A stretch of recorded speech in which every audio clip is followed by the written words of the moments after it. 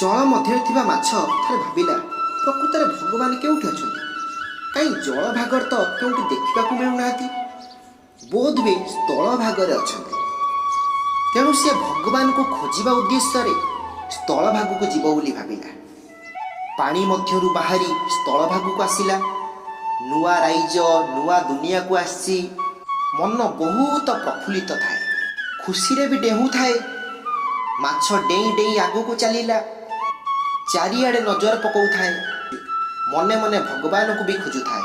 କିଛି ସମୟ ସ୍ଥଳ ଭାଗରେ ବିତେଇବା ପରେ ଧଇଁ ସଇଁ ହୋଇପଡ଼ିଲା। ତଥାପି ଆଗକୁ ବଢ଼ୁଥାଏ। କାଳେ ଆଉ ଟିକିଏ ଆଗକୁ ଗଲେ ଭଗବାନ ମିଳିଯିବେ କି? ଯେତେ ଆଗକୁ ଆଗକୁ ବଢ଼ୁଥାଏ ତାକୁ ସେତେ ଅଣନିଶ୍ୱାସୀ ଲାଗୁଥାଏ। ପ୍ରବଳ ଖରା ମଧ୍ୟ ହେଲା। ସୂର୍ଯ୍ୟଙ୍କର ଉତ୍ତାପ ବଢ଼ି ବଢ଼ି ଚାଲିଲା। ସୂର୍ଯ୍ୟଙ୍କର ଉତ୍ତାପକୁ ଆଉ ସହ୍ୟ କରିପାରିଲା ନାହିଁ। ଧଇଁ ସଇଁ ହେଉଥାଏ, ଅଣନିଶ୍ୱାସୀ ହୋଇ ପଡ଼ୁଥାଏ। ଆଉ ଆଗକୁ ବଢ଼ି ପାରୁନଥାଏ କି ଆଉ ପଛକୁ ଫେରି ପାରୁନଥାଏ। ସେହିପରି ଅଣନିଶ୍ୱାସୀ ହୋଇ ଗୋଟିଏ ସ୍ଥାନରେ ସେ ପଡ଼ି ରହିଥାଏ।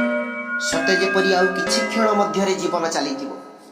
ସେହି ସମୟରେ ମାଛ ଭାବୁଥାଏ, ପ୍ରକୃତରେ ମୁଁ ଭଗବାନଙ୍କ ପାଖରେ ଥିଲି, ସେଥିପାଇଁ ଖୁସିରେ ଥିଲି। ଆଜି ତାଙ୍କଠାରୁ ଦୂରେଇ ଆସିଲି, ସେଥିପାଇଁ ଏ କଷ୍ଟ ପାଉଛି। ବନ୍ଧୁ, ଭଗବାନ ଆମ ପାଖରେ ଅଛନ୍ତି। ଆମେ ଆଜି ଜାଣିପାରୁନାହାନ୍ତି, ଆମେ ଚିହ୍ନି ପାରୁନାହାନ୍ତି। ଆମେ ପଥରରେ, ମୂର୍ତ୍ତିରେ, ମନ୍ଦିରରେ ଯାଇ ଭଗବାନଙ୍କୁ ଖୋଜୁଛନ୍ତି। ବାପା ମାଆଙ୍କୁ ଉପାସ ରଖି ଦେଉଛନ୍ତି। ମନ୍ଦିରରେ ନେଇ ନଡ଼ିଆ କଦଳୀ ଅଜାଡ଼ି ଦେଉଛନ୍ତି। ଆମର ତ ଆଦତ ହୋଇଗଲାଣି।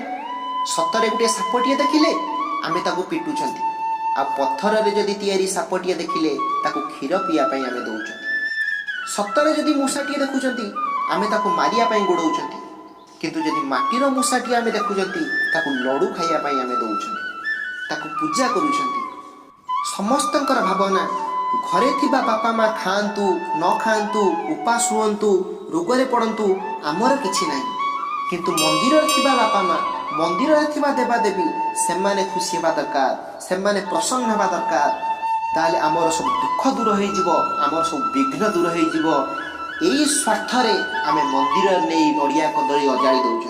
ବନ୍ଧୁ, ପ୍ରକୃତରେ ପିତାମାତାଙ୍କୁ ଖୁସିରେ ରଖନ୍ତୁ ନା। ଦେଖିବେ ଦୁନିଆର ଯେତେ ଖୁସି ଅଛି ସବୁ ଆପେ ଆପେ ପାଦ ତଳେ ଅଜାଡ଼ି ହୋଇଯିବ।